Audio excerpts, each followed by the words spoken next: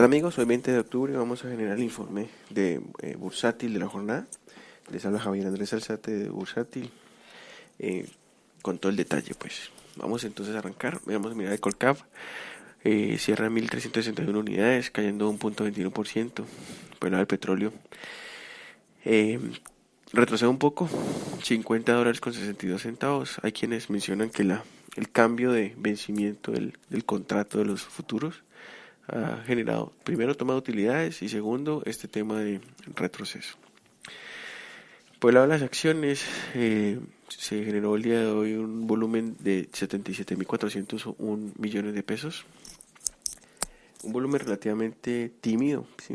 O sea, en días que uno dice efectivamente es un día muerto, son menos de 50.000, o sea que no está muy lejos. La acción que mayor movió en términos de volumen fue Ecopetrol, punteando la jornada con 14.514 millones de pesos, cerrando en 1.340, cayendo en 2.19%, es decir, una caída muy similar a la que hizo el petróleo. Es decir, que Ecopetrol se volvió a tradear el WTI. La segunda acción de mayor volumen fue Bancolombia Preferencial. Estas dos acciones, pues, relativamente casi que diario, se rotan la posición 1-2 en volumen. El mercado colombiano ya se volvió exclusivamente Ecopetrol, Bancolombia y viceversa.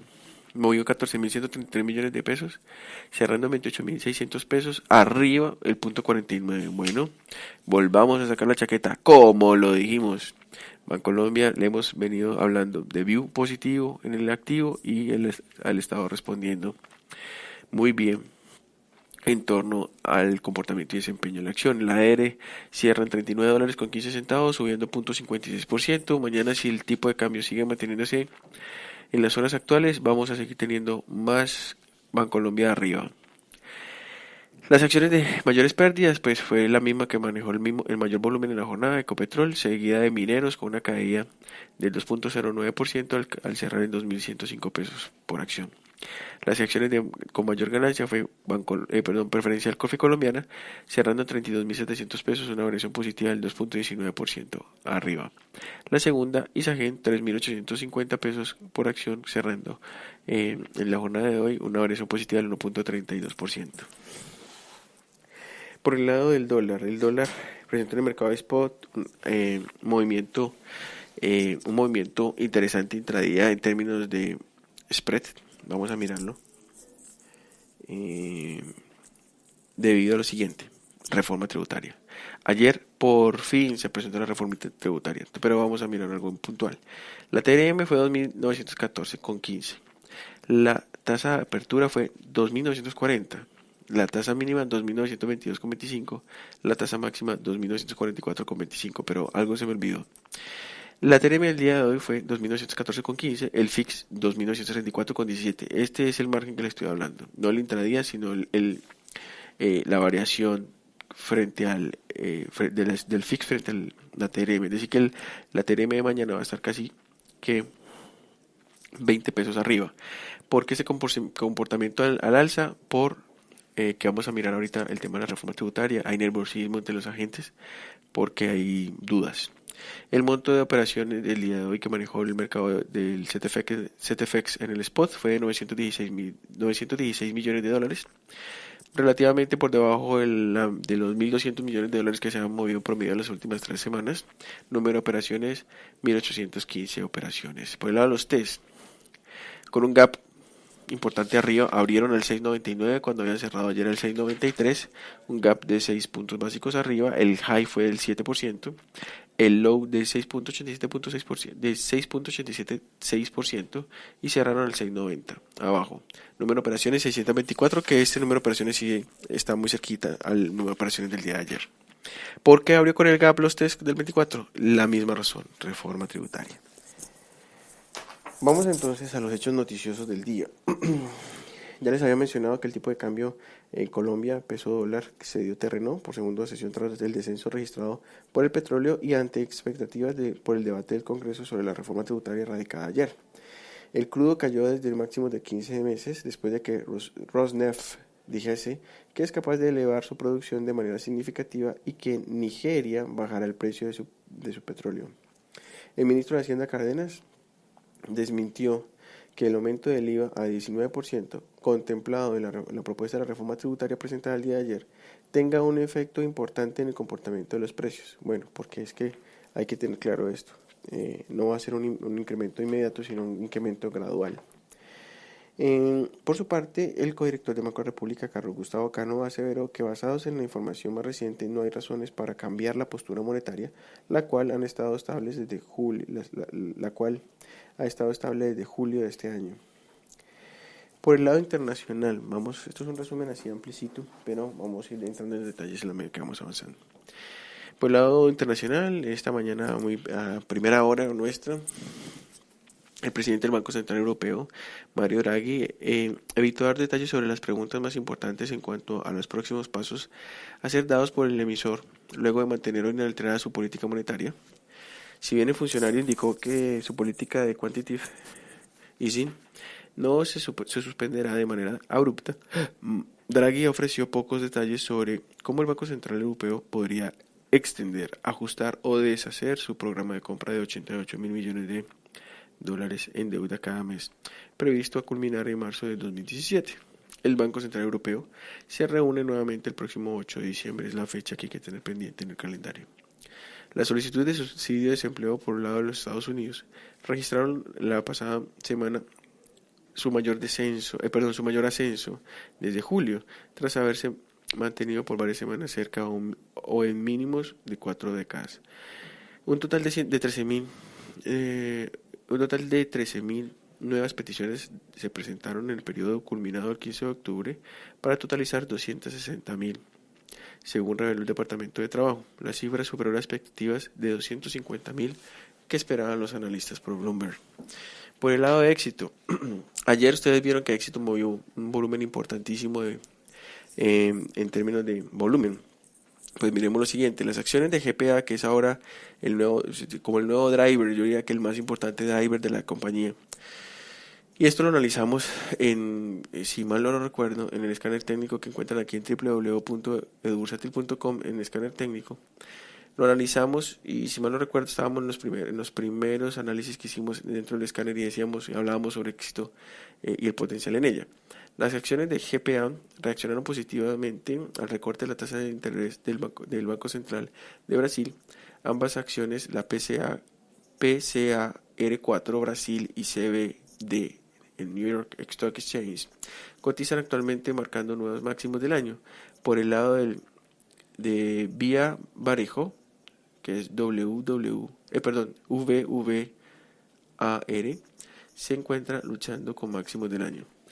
Todas estas cosas que está pasando en Brasil son positivas en términos de que cambia un poco el chip, el BIOS adelante de lo que puede pasar en el mercado brasilero, de que puede potencialmente haber un estímulo en la medida que bajen las tasas de interés allá, y eso va a favorecer en el largo plazo al almacén de ese éxito. O sea que esa acción, para tener de largo alcance, de largo aliento, una posición estructurada, en estos momentos creo que tranquilamente puede estar en el portafolio a ojo cerrado.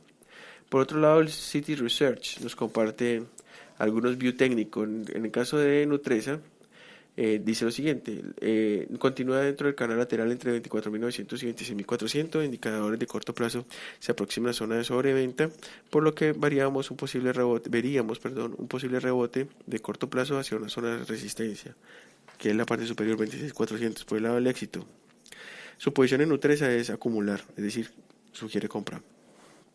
Éxito. Posterior a la fuerte caída durante el 2015, actualmente regula el movimiento alternando con su promedio móvil de 100 días o periodos, indicadores de corto plazo de sobreventa, acumular. También recomienda compra. Avianca Holding recientemente salió de zona de sobreventa y presentó amplio margen al alza. Indicador semanal del MACD cierra con diferencial con promedio móvil, por lo que podría ser el inicio de un movimiento de consolidación en tiempo mantener. Con concreto, por último, continúa dentro de un movimiento de consolidación entre 1070 y 1130. Indicadores en zona neutral, sugerimos no participar en tanto no defina trayectoria siguiente, neutral. Por otro lado, Fitch Rating afirma la calificación de EEB en AAA Colombia, perspectiva estable. La calificación, lo más importante de esa calificación es que refleja la estabilidad de su generación de flujo de caja. La calificación de energía de EEB considera el portafolio diversificado de activos de la empresa, que tienen un riesgo de negocio bajo. Fitch espera que el apalancamiento de EEB esté en un rango de 3.5 veces a 4 veces en los próximos 2 años, teniendo niveles inferiores tendiendo a niveles inferiores de 3.5 veces desde el 2019. EB se enfocará en crecimiento de su portafolio de activos actual, y el cierre de junio de 2016 la compañía reportó saldo de efectivo de 1.2 billones de pesos. Por otro lado tenemos que la reforma tributaria por fin se presenta ante el Congreso. Hay un debate muy importante y creo que es el tema de lo que puede impactar varias cosas. Voy a mencionar algo que nos comparte Credit Corp Capital, que es que el Ministerio de Hacienda y Crédito radicó finalmente el Congreso la muy esperada reforma tributaria estructural. De acuerdo con el gobierno, la propuesta tiene un carácter estructural, pues incorpora modificaciones a las tarifas tanto de impuestos directos como indirectos, así como en la base de contribuyentes y la gravable para empresas y personas naturales, mientras que está muy enfocada en disminuir la evasión y elusión y la simplificación del sistema tributario colombiano.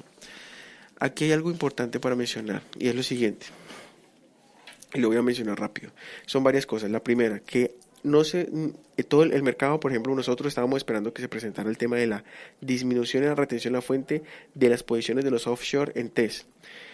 Eso no se presentó. Sin embargo, hay rumores de que durante los debates se incluya y se meta en la carrera. Otro aspecto, el tema es que cuando se habla de estructural, y para mis ojos, y esto es mi observación, cuando uno habla de estructural es realmente simplificar todo el ejercicio del ejercicio tributario, tanto persona natural como persona jurídica. Aquí simplemente lo que hicieron fue un rebalanceo entre las personas jurídicas y las personas naturales. No veo nada estructural. Uno hablar del cambio de aumentar 2 puntos del IVA o 3 puntos del IVA y decir que esto ya es estructural, señores, yo la verdad insisto que para mí esta reforma no es nada estructural, y hoy, 20 de octubre, pronostico, dependiendo cómo pasen las cosas y lo que se apruebe en Congreso, pronostico que de aquí a 3 años vamos a volver a tener otra reforma tributaria. Por lo que les estoy explicando, esta reforma no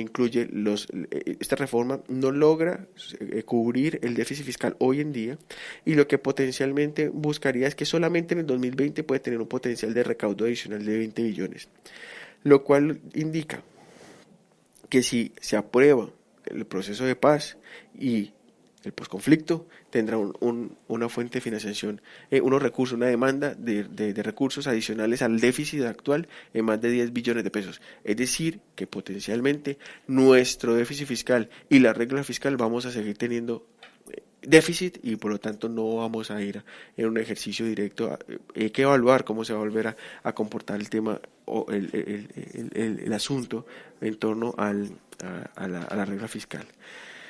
Muy bien, yo sé que son temas más amplios, hay que esperar que se apruebe, son temas mucho más amplios en temas de reforma tributaria, hay que desglosarla muy bien, pero mi mayor reflexión es que hay que analizar que se aprueba en Congreso para poder definir qué se puede hacer.